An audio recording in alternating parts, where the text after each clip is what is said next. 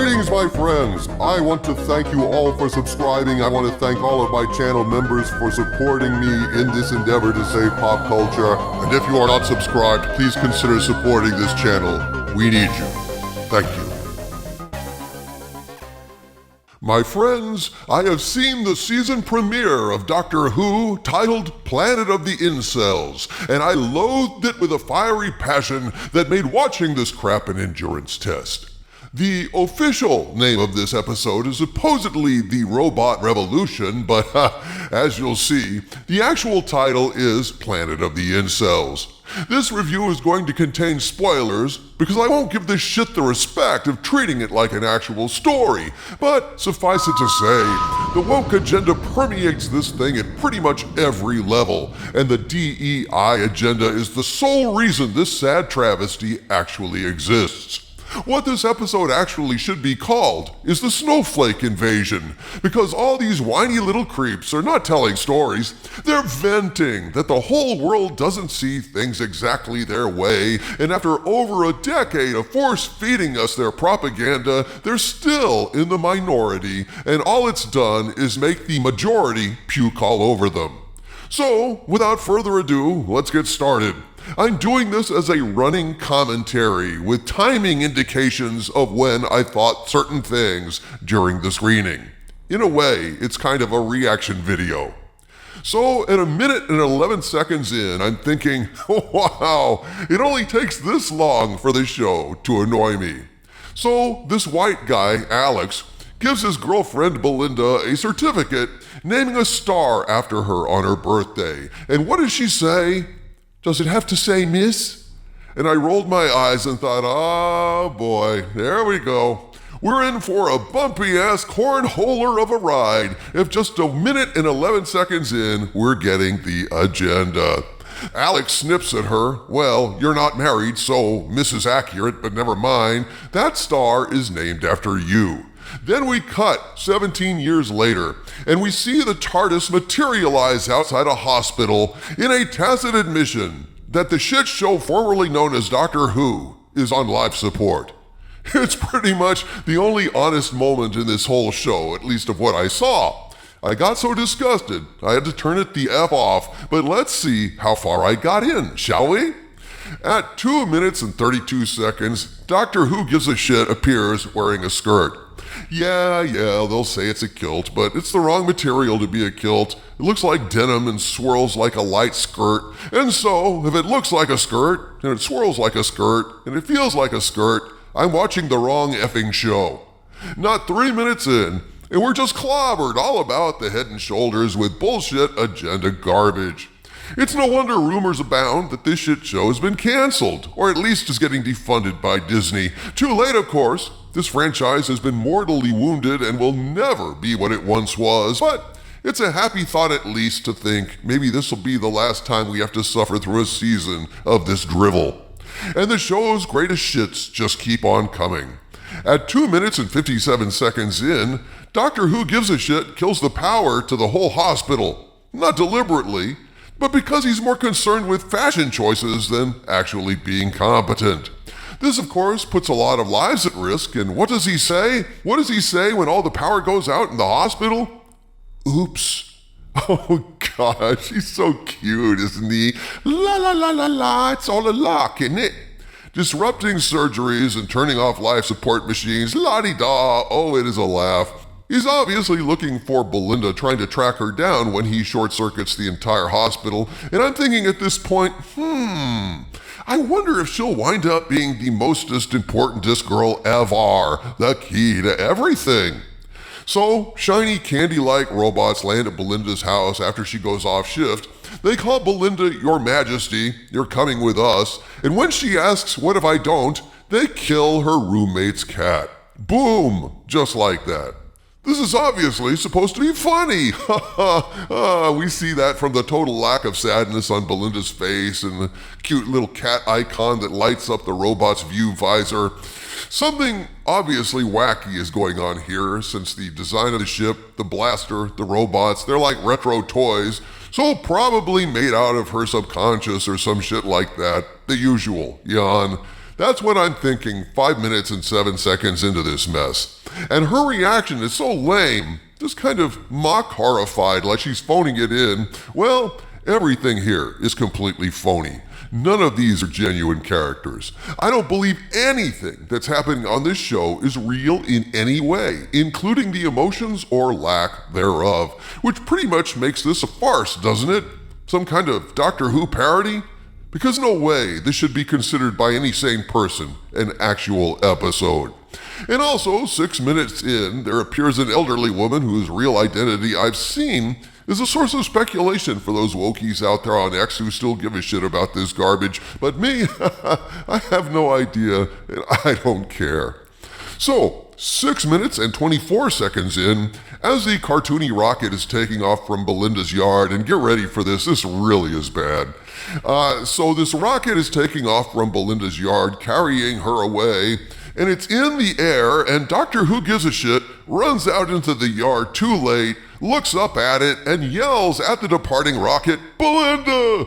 Which basically means two things. One, he's a really shitty doctor since he's too late, and the words too late shouldn't be in a Time Lord's vocabulary since he's a damn time traveler, but doesn't his skirt swirl like Marilyn Monroe's? And really, isn't that what's important? Yeah? And so a scene that by any other definition would be brain damaged is actually revealed to be fabulous. The second thing it tells us is Doctor Who Gives a Shit is an idiot. Because then for the next 10 seconds, the doctor yells, "Belinda! Belinda!" over and over again up at the departing rocket in the sky. Like what? She's in charge of the rocket? Like she'll hear and say, "Oh, you're right. Getting abducted is a bad idea. I better just come back. Thanks, Doc." The idiocy of this scene is remarkable. Would any real doctor or any real person be stupid enough to just keep yelling up at a retreating ship like Marlon Brando yelling "Stella" over and over again? Wouldn't he at least be smart enough to know that shit has sailed? So I continue watching, and 7 minutes and 44 seconds in, Belinda is so terrified by all of this, she quips about her old boyfriend Alex being the one they should get, and telling he owes me 50 quid. The word you're looking for to describe all of this is glib. In other words, this tells us that absolutely nothing about this is real. Nothing matters. This woman is not going to be an actual human being. She's a pastiche. She's just going to be a quip vehicle to bounce off the doctor in between him changing outfits. There are no stakes. There's nothing important going on here, and there's no reason to watch this unless you just want some background noise while you're folding laundry. And 8 minutes and 52 seconds in, Sasha 55, the Exposition vehicle, arrives just in time to lay out some background info. They're Miss Belinda Chandra kind, and they obey their robot overlords. As the robots bomb some rebels who don't obey their robot overlords, she whispers to Belinda, "Please help us." Belinda is shown to her throne. She sits, and they say she will marry the AI generator, which looks, to all appearances, like someone took a baseball bat to the bear in Five Nights at Freddy's. So anyway, they're gonna Borgify her and marry her to the AI. 12 minutes and 40 seconds in, we find out that somehow the doctor has managed to become the designated historian of this civilization, and he steps forward to serve as another exposition vehicle. Well, at least he's not wearing a skirt now. 14 minutes in, so the doctor steps up and does a code with every 9th word because the robots are faulty and for some reason they can't process every 9th word. This will be explained closer to the end. So he conveys this fact to her while relating a brief history of the robots' rebellion. Basically, it's the usual story. Robots and people lived in harmony. Then there was some kind of malfunction where they can't hear every 9th word or some shit. Meanwhile, the AI generator evolves, tells robots to conquer all life, although why remains a mystery. After conquering everyone on the planet, it reaches out to find the original Belinda, wants to merge with flesh. Metal and flesh must finally unite. At this point, I'm thinking none of this makes any sense. How did Belinda become the source of this stupid society? What the hell's going on? And then I'm thinking Star-Lord. And suddenly it comes to me. Somehow, her boyfriend Alex got abducted from Earth, the one who owes her the aforementioned 50 quid, and somehow got absorbed into an AI or some such shit, and so he is still crushing on her. So he built his world around her, though building out such a huge civilization in 17 years seems ridiculous, but whatever. Maybe it's a timey-wimey thing. Let's see if I was right 14 minutes into this episode. 15 minutes and 49 seconds in, it turns out Doctor Who Gives a Shit has been there for 6 months, during a shootout with the robots as the humans desperately try to resist. Sasha 55 says, "These 6 months I've learned to trust the Doctor with my life," and then she dies. She disintegrates a lot slower than the rest of the people disintegrate, to give Shooty a chance to cry, TM. It's Shooty Gatwa's patented thing as the Doctor. He's very emo and he cries every episode, kind of like Mikey Spock cried every episode. Because in these shows, crying is a substitute for genuine emotions and character development. Anyway, they escape into some underground bunker so the Doctor can have a moment to start crying, and at 17 minutes and 20 seconds, finally, the predicted waterworks come. After Belinda snaps at the Doctor, "Don't shush me," because she's so sassy. Which is so realistic. You know, I don't care how much of a badass you are in your job at the hospital or in your bowling league or on the school board, you're going to act differently in a bizarre situation like this. And when you get your ass saved by a guy in this scenario, yeah, stunning brave women and all that, but really, you're not going to be snapping at the guy for shushing you when you don't know what the hell is going on. You all almost died, and he's shushing you because your uninformed blathering isn't helping anything. Meanwhile, as he cries, I guess we're supposed to be all torn up about the death of Sasha 55, a character we spent about 2 minutes with, maybe 10 lines, but Shitty milks it for everything it's worth. And 18 minutes and 22 seconds in, the crying is suddenly over, and Doctor Who Gives a Shit says, "Miss Belinda Chandra, we have a world to overthrow." 24 minutes in, we see that the AI has the exact same diploma that she has, not a copy. It's timey-wimey crap, says the Doctor. There was a time rift where she was in transport on the rocket ship, and it seems 2 timelines are colliding. 27 minutes and 14 seconds in, they need to get into the AI memory banks to figure out why things went wrong overnight. Anyway, the robots are randomly blasting shit on the surface to, I guess, smoke the rebels out, so Miss Presumptuous Dipshit turns on the little vacuum droid that the Doctor turned off because they'd used that vacuum droid to track them down, and so the robots track them down, break in, and Queen Belinda orders the humans she's supposedly allied with to surrender to the robots, because, you know, she's a nurse and people were getting killed. Well, Queenie, here's the thing, you egotistical little idiot. This was a revolt, see? These people have been building up to this. It's really none of your business. You're a tourist in their sad little lives, but of course, you take charge and make huge decisions for them unilaterally because you're the queen. And the Doctor has a plan, but to hell with him too. She takes this slay queen shit a little too seriously, and so makes huge decisions for all of them. Her, a stranger on this world, because she's so gosh darn spunky, and she's not the Doctor's companion. She's his equal, which is something she said in an interview. Yeah, the companion being the Doctor's equal has been done before with Clara and all the other obnoxious companions since, but Clara is when I basically stopped watching the show. And I stopped watching because no matter how you slice it, the idea that a 20-something human being is in any way going to be equal in wisdom or intelligence to a being who is anywhere from 900 to 2,000 years old is not only sheer fantasy, it's unbearably stupid for anyone with a brain in their head, and it's an insult to viewers.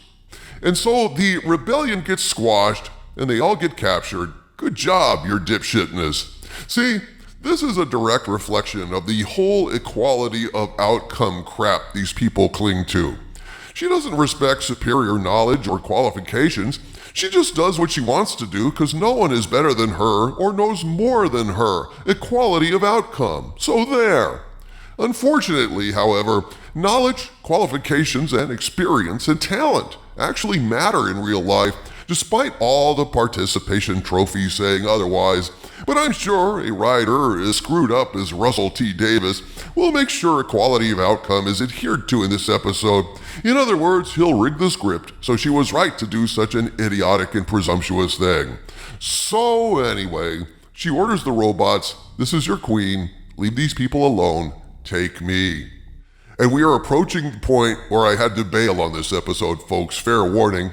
So, at 30 minutes and 15 seconds in, once again, when they say, "We'll remember you, Miss Belinda Chandra," as she approaches the AI, she starts in again about the Miss bullshit. Yawn.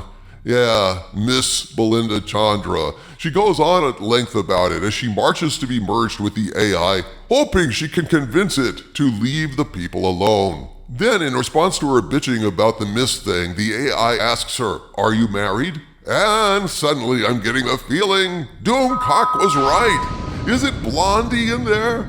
And indeed, Doomcock was right. It's not AI generator, it's Al. As in, I can call you Betty. Betty, when you call me, you can call me Al. As in Alan, her old boyfriend. Wow, shades of V'ger. How did I know? And by the way, doesn't Alan in this shot look a lot like Jody? Shit, we can't escape her. What is this, Planet of the Catfish people? So anyway, here's the convoluted bullshit. They abducted her, sent by Al to be the queen, but the only reason he became the Al generator is because she had to open her big mouth and tell them en route to go get Alan and tell him he owes her 50 quid. Yeah, thanks, hon. So, at 32 minutes and 39 seconds in a flashback, Alan is told all of the world is his, he can do what he likes, and I guess being a shallow gamer boy, he's all about it. 'Cause these males of pale color, they're control freaks with old-fashioned ideas about marriage and domination and everything. And we can see in a flashback that he proposes to Belinda and lays down the law about what she'll do when they're married, blah, blah, blah. And holy shit, these pieces of shit just cannot stand to write an episode, not one episode, without agenda bullshit running through it. This is the whole point of this pathetic trash, to show a straight white guy is the villain in all of this. She broke up with him because he was too controlling, always correcting her, gasp, mansplaining. See, this was the whole point of the episode, to shit on another straight male person of pale color and put all of his kind in their place. You've taken coercive control and made a complete control of the whole planet. The doctor figures out Al is talking in code. Every 9th word he makes the robots unable to hear, so he can communicate that he's in pain and so on. Al goes on about the perfect marriage, her mind subsumed into his, and then she says it, the real title of this episode, Planet of the Incels. She literally says this. He replies, "Say yes or the violence will rage forever." And you know what? At this point, I'm out. I'm done. I've seen enough. I have suffered enough through this crap. This garbage is nothing but propaganda, a narrative twisting itself into knots desperate to put forward an agenda. Well, call me old-fashioned, but I think stories are vital things. They feed a need inside all of us to be inspired, to be enlightened, to provoke thought, and lastly, to entertain, to give us all a break from the harsh realities of the world. But Doctor Who is just hateful shit now. Just a bunch of assholes airing their grievances against fill in the blank, the patriarchy, straight white males, traditional ideas that don't cater to their particular obsessions, blah, blah, blah. RTD is now a one-trick pony, and I'm sick of watching him prance around the ring doing this one trick, and so I'm saying, saw it off, asshole, and I fully understand why Disney is seriously considering abandoning Doctor Who Gives a Shit. This garbage is too hateful and woke, even for Disney. From the center of the earth, this is Dictor Van Doomcock bidding you all, my friends, stay angry.